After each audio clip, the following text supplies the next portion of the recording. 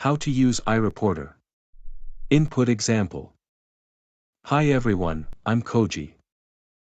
I'd like to introduce some of the most commonly used input methods.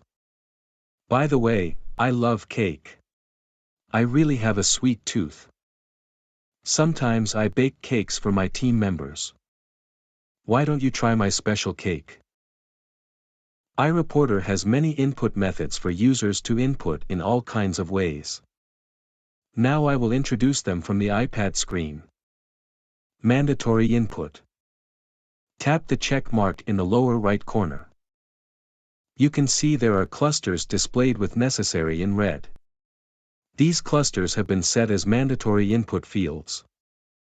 The input form cannot be saved until these required clusters are inputted. Entering dates. There are multiple methods for entering dates. Inputting by spinning a set of values.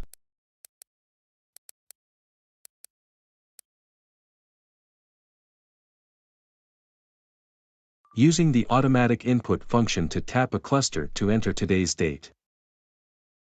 Selecting the date from the calendar.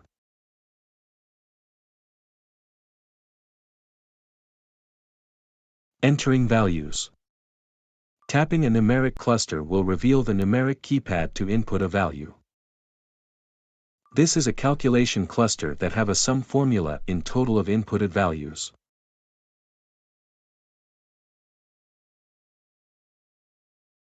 In the numeric cluster, we can set a minimum value and a maximum value.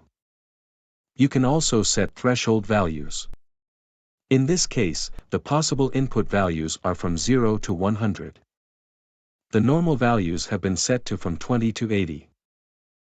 You can set an alert message to be displayed when a user tries to enter a value below or above the normal value. You can freely compose the displayed message. Inputting times to use for work records. Here, we have set a formula to automatically calculate the total work hours.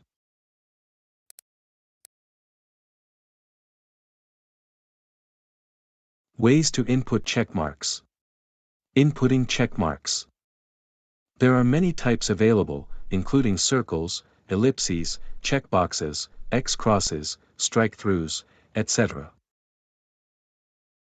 You can select the line color, thickness, and fill color. Toggle selection is an input method where the selection changes every time you tap a cluster.